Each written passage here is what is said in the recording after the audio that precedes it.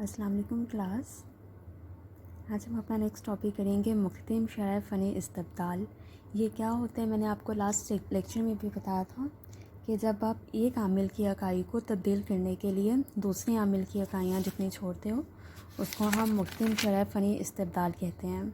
ये चीज़ कि अगर आपने मेहनत की इकाई 1 से 2 की है, एक ज़्यादा लेबर लिया है आपने, तो आपने सरमाया कितना छोड़ा है उसको हम मुख्तलिफ शरह फ़नी इस्तब्दाल का नाम देते हैं।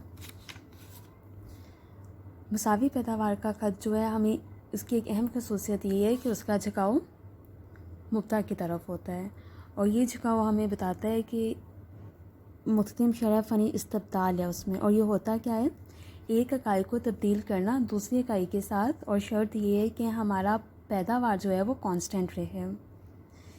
इसका इन्हिसार इस बात पर होता है कि किसी एक आमिल की एक ज़ायद इकाई कारोबार में लगाने से दूसरे आमिल की हमें कितनी इकाइयाँ कारोबार से निकालनी पड़ती हैं, बशर्ते कुल पैदावार में कोई कमी ना हो। यानी मुख्तलिफ शरह फ़नी इस्तब्दाल हमें ये बताता है कि अगर हम एक मज़दूर पहले से ज़्यादा रख रहे हैं तो उस एक मज़दूर को रखने के लिए हमें कितना सरमाया छोड़ना पड़ रहा है या कितना सरमाया हमें अपने कारोबार से निकालना पड़ता है, उसको हम मुख्तलिफ शरह फ़नी इस्तब्दाल कहते हैं। और इसकी शर्त क्या है कि हमारी कुल पैदावार में कोई कमी ना आए, क्योंकि मसावी पैदावार था ही ये कि हमने इस तरह से लेबर और सरमाया इस्तेमाल करना है या उसके इस तरह से कम्बिनेशंस बनानी है कि हमारी पैदावार में कोई कमी नहीं आए या कोई इजाफा ना हो, वो कांस्टेंट रहे। इसमें भी उन्होंने डेफिनेशन भी लिखी हुई है, पीछे जो डेफिनेशन है वो उर्दू में और ये इंग्लिश में है और दोनों सेम है। मार्जिनल, इंग्लिश में इसको कहते हैं marginal rate of technical substitution, MRTS। Marginal rate of technical substitution measures the amount of one factor for which a unit of another factor will just substitute with no loss in output. मतलब आप एक आमलीन को तब्दील करते हो या substitute करते हो दूसरे आमलीन की इकाइयों के साथ, लेकिन आपकी पैदावार में कोई कमी ना आए।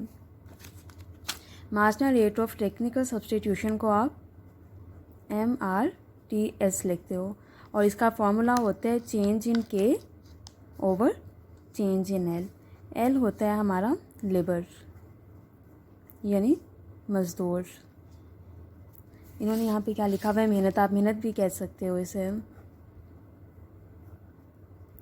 और हमारा K होता है सरमाया। ठीक है, आपने जब लेबर चेंज हुई तो लेबर के चेंज करने से आपके सरमाए में कितना फ़र्क आया, ये आप लोगों ने मैथ्स में भी पढ़ा होगा जो डिफरेंशिएशन पढ़ते हैं। इसका ये मतलब होता है ना कि के में कितनी तब्दीली आई आपके एल के तब्दील होने से। एल मेहनत और के आपका सरमाया। तो marginal rate of technical substitution का फॉर्मूला है चेंज इन के ओवर चेंज इन एल। इसको आप इस तरह से लिख सकते हो, चेंज को डी के ओवर डी एल। टेबल भी सेम जैसे इन्होंने पहले बनाया था वैसे ही टेबल है, लेकिन इसकी इकाइयाँ इन्होंने आउटपुट डिफरेंट दिया है। मेहनत की इकाई जब आप एक से ज़्यादा मज़दूर करते हो, आपका मज़दूर 1 से 2 पे जाता है, यानी आपने इजाफा किया अपने मज़दूर में, तो आपको सरमाया छोड़ना पड़ा। कितना छोड़ना पड़ा, उसकी 2 इकाइयाँ छोड़नी पड़ी। और तीसरा मज़दूर रखने के लिए आपको सरमाए की 1 इकाई छोड़नी पड़ी। तो आपका मुख्तलिफ शरह फ़नी इस्तब्दाल क्या था, 2:1।